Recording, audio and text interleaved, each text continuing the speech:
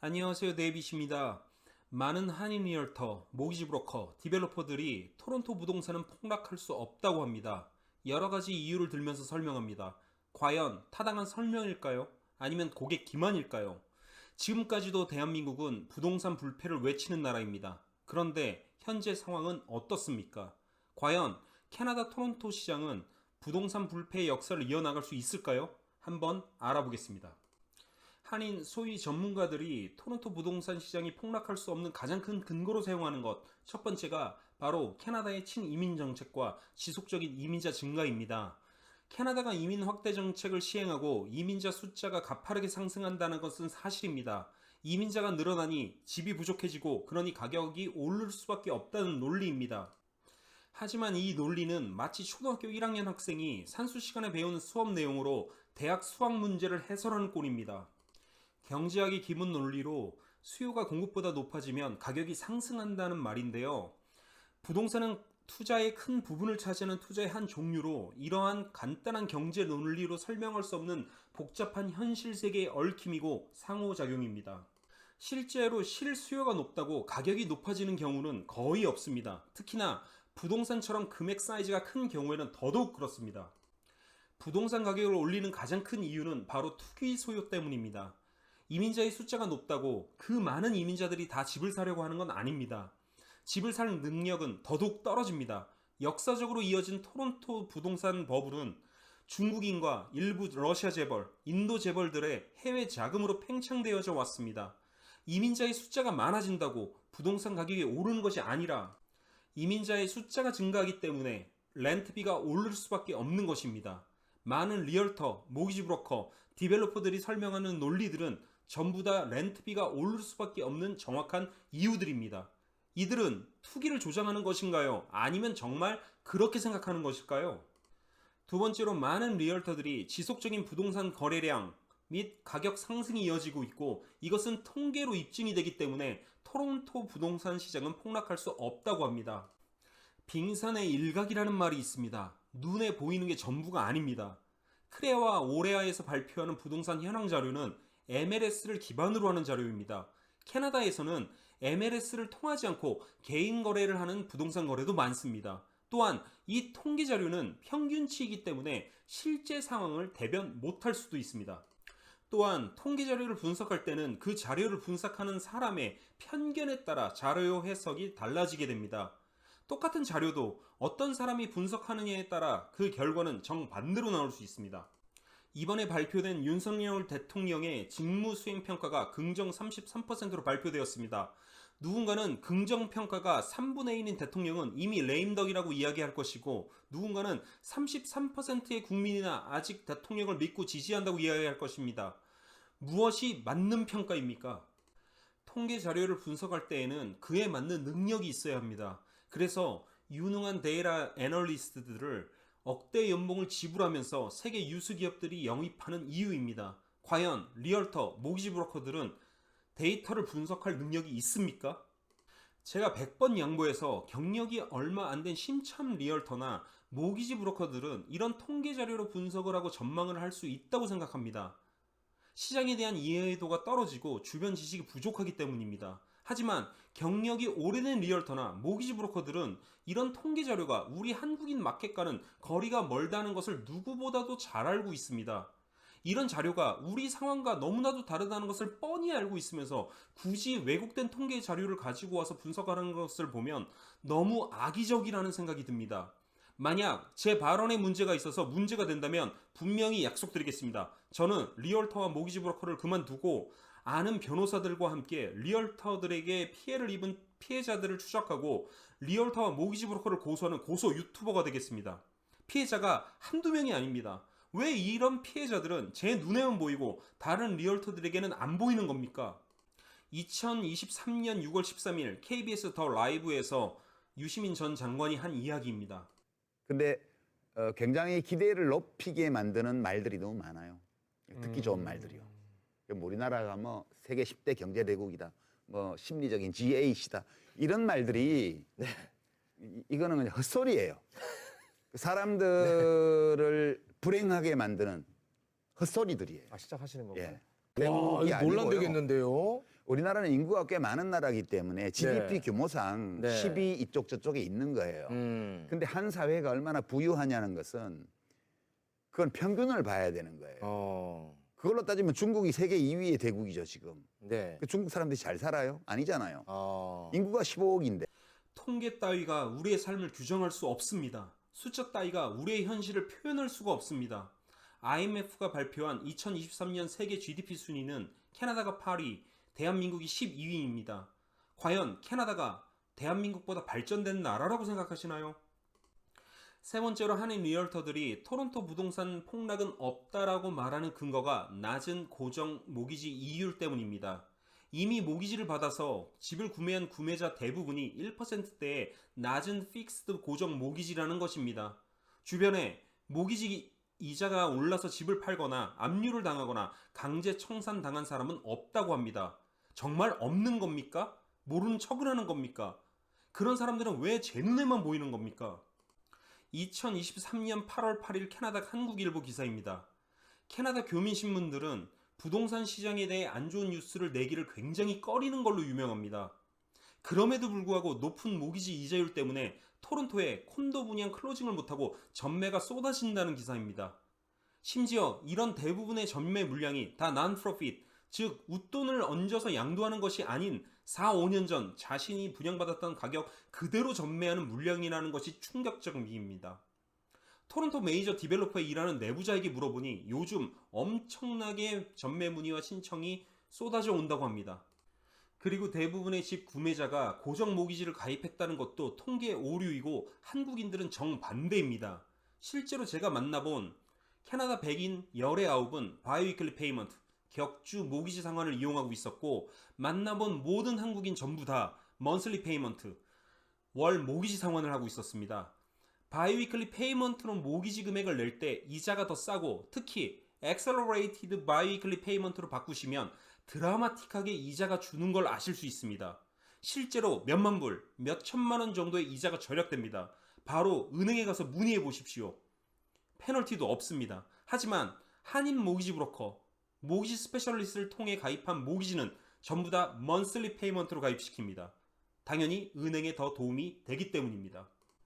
마찬가지로 제가 만나본 캐네디언 백인의 경우 대부분이 고정금리 모기지 가입자였고 한국인들은 열에 1명 정도만 고정금리 모기자 가입자이고 나머지 9은 다 변동금리 모기지 가입자였습니다. 높아진 모기지 이자 때문에 매달 상환 금액이 2배나 높아져 비명조차 지르지 못하는 한인들을 너무 많이 보고 있습니다. 정말 이들이 눈에 안 보입니까? 한인 모기지 브로커와 모기지 스페셜리스트들이 변동금리를 추천했던 이유는 바로 통계입니다. 역사적으로 캐나다는 모기지 금리가 계속해서 하락해왔습니다. 2008년 서브프라임 모기지 사태 이후 최근 15년만 보더라도 금리는 계속 하락했습니다. 통계로 보면 변동금리가 분명히 고정금리에 비해 유리했고 항상 변동금리가 이겼습니다. 그놈의 통계로 지금 이 현상은 어떻게 설명하실 수 있습니까? 나중에 다른 글과 영상을 통해 모기지 금리와 모기지 상품에 대해서는 자세히 설명해 보도록 하겠습니다. 이번에는 가장 간단하게 모기지 금리 상품에 대해 결론 내드리겠습니다. 언제나 은행 입장에서는 변동금리 모기지 상품이 더 안전하고 언제나 개인 대출자 입장에서는 고정금리 모기지 상품이 더 안전합니다. 이걸 반대로 알고 계시는 사람들이 많은데 제가 비즈니스 스쿨을 다닐 때도 다른 학과 학생과 팀 과제를 해보면 분명 그 고등학교에서 1등을 해서 이 학교를 들어왔고 또 그 중에서 1등을 해서 비즈니스 스쿨로 왔을 텐데 파이낸스 학생이 아닌 다른 학과 학생들도 이걸 혼동합니다. 제가 생각하는 토론토 부동산 시장이 폭락할 수밖에 없는 네 번째 이유는 중국 투자자의 실종입니다. 토론토 부동산의 버블은 바로 부동산 시장의 가장 큰 손, 중국 투자자들 때문입니다. 실제로 집을 구매하러 쇼잉을 가보시면 판매자도 중국인, 리얼터도 중국인, 집을 보러 온 사람들도 중국인, 거의 다 중국인들 뿐입니다. 토론토 부동산의 가장 큰 손, 중국 투자자가 빠지면 토론토 부동산은 가격이 오를 수가 없습니다. 그런데 드디어 중국에 일이 터졌습니다. 바로 중국이 디플레이션, 물가 하락에 들어섰다는 소식입니다. 미국과 캐나다, 한국이 너무나도 심한 고물가에 씨름하는데 이게 웬 황당한 소리입니까? 보도하는 매체마다 조금씩 다르지만 중국이 디플레이션에 진입한 것은 사실로 보입니다.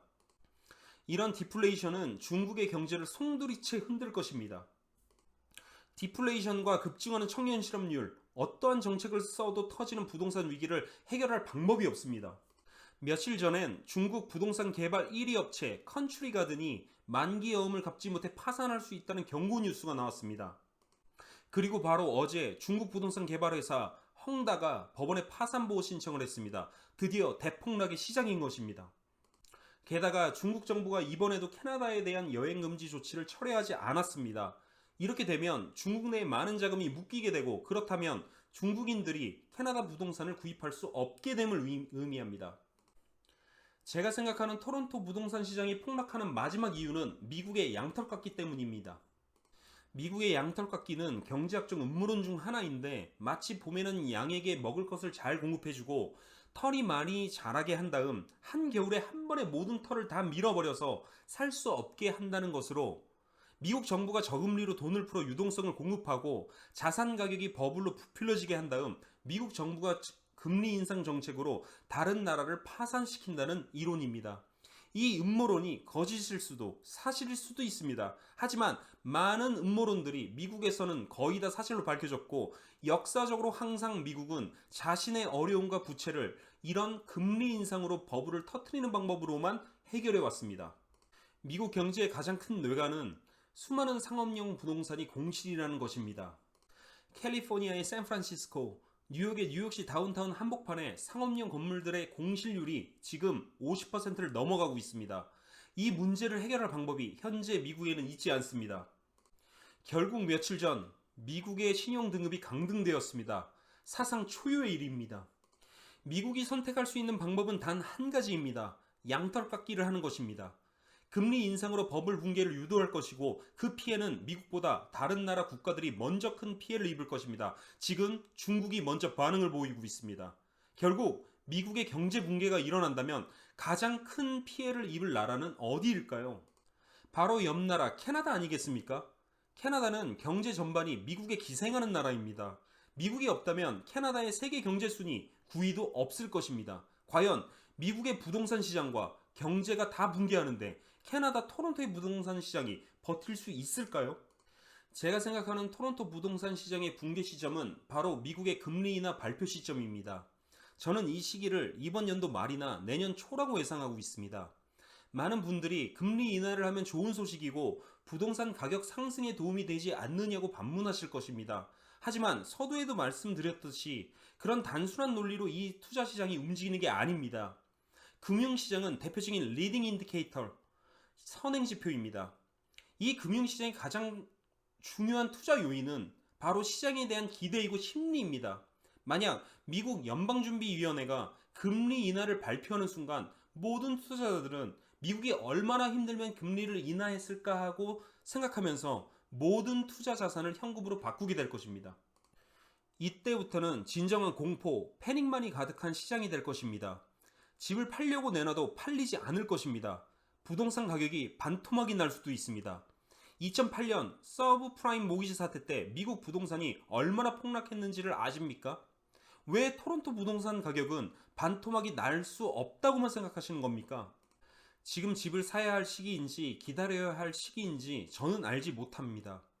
앞으로 토론토 부동산 시장이 어떻게 될지 저는 알지 못합니다. 미래는 신의 영역이고 오직 신만이 알 수 있습니다. 투자 판단은 오로지 자신의 판단과 믿음으로 해야 하며 그 행동의 책임은 본인이 짊어져야 합니다. 골드만삭스도 내는 전망마다 다 틀리는 마당에 저 같은 일개 부동산 중개인이 하는 전망이 맞을 수가 없을 것입니다. 제 예상은 항상 틀렸고 앞으로도 틀릴 것입니다. 그럼에도 제가 이런 글과 영상을 올리는 이유는 우리 대한민국 동포 한 분 한 분이 누군가의 말에 휘둘리지 않고 자신의 주관대로 자신의 삶을 결정하는 현명한 사람이 되시길 바라기 때문입니다. 많은 사람의 공감과 동의를 얻으려 이 글과 영상을 올리는 것이 아닙니다. 어차피 대부분의 사람들은 확증 편향이 있어서 자신이 듣고 싶은 것만 듣고 보고 싶은 것만 봅니다. 아마도 이 글과 영상을 보시는 분들은 토론토 부동산 가격이 떨어졌으면 좋겠다고 생각하는 분들일 것입니다. 토론토 부동산 가격이 오를 거라고 생각하시고 오르기를 원하신 분들의 생각을 바꿀 마음은 추호에도 없습니다. 제가 바라는 것은 여러분들이 이 글과 영상을 보시고 자기 자신 스스로 뉴스도 검색해 보시고 정말 세계에서 어떤 일들이 일어나고 있는지를 알아보셨으면 합니다. 제 글과 영상에 좋아요보다는 싫어요가 더 많이 달리기를 원합니다.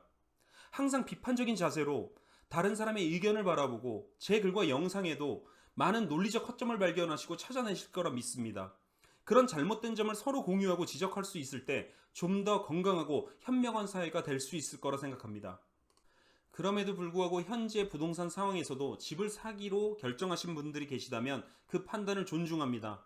저는 개인적으로 앞으로 토론토 부동산뿐만이 아니라 캐나다 부동산 전체가 가격이 반토막 이상으로 폭락할 것이라고 생각하지만 제 생각은 분명히 틀릴 것입니다. 여태껏 제 예상이 맞은 적이 없습니다. 집 구매를 결정하신 분은 저에게 연락을 주십시오. 가장 공격적인 오퍼로 그 누구보다 싸게 부동산을 구입해 드리겠습니다. 너무 낮은 가격의 오퍼라고 욕을 먹을지언정 그 욕은 제가 다 먹겠습니다. 바이어 입장에서 가장 큰 가치는 집을 싸게 사는 것입니다. 바이어 입장에서 그 어떤 다른 가치보다 집을 싸게 사는 것보다 중요한 것은 없습니다. 이번에 집을 비싸게 사줬다고 다음에 내 집을 비싸게 사줄 사람은 한 명도 없습니다. 이번에 사면 산 걸로 끝이고 이번에 팔면 판 걸로 끝입니다. 욕을 먹어도 일단은 깎아서 싸게 사야 합니다. 저 데이비드 킴은 온타리오와 BC주 공인 리얼터이고 모기지 브로커입니다. 리얼터는 단순 부동산 중개인일 뿐입니다. 진정한 자산 가치 평가와 판단을 할 수 있는 위치가 아닙니다. 그래서 저는 최고의 전문가들과 함께 협업합니다. 비즈니스 컨설팅 전문회사 이노시엔시, 캐나다 라이센스 전문 교육기업 히페리온 캐나다, 그리고 현지 변호사와 회계사와 집 구매 처음부터 끝까지 함께합니다. 저를 통해서 부동산을 구입하시는 고객에게는 변호사 선임 비용, 회계사 선임 비용, 집 점검 비용, 모기지 감정 비용 등을 제가 다 내드립니다. 참고로 바이어는 어떠한 수수료도 저에게 내지 않습니다. 저는 셀러 측에게 판매 수수료를 받고 그 금액에서 제 고객을 대신해서 위 서비스 비용을 제가 대신 내드립니다.